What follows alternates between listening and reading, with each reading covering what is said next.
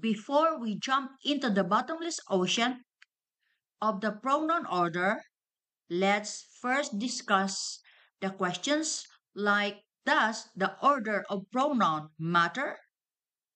If yes, why does it matter? What is the importance of pronoun order in English? Does the order of pronoun matter?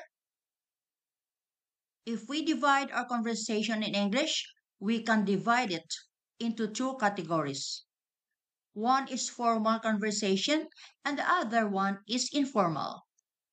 There are some certain situations when we have informal conversations like talking to a friend or writing a letter to your brother.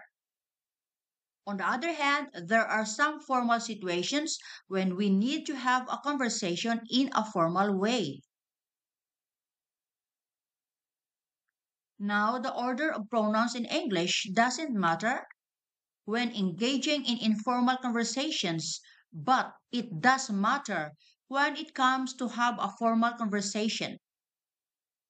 As a result, you will use the correct order of personal pronouns when using formal English, and you can ignore the order.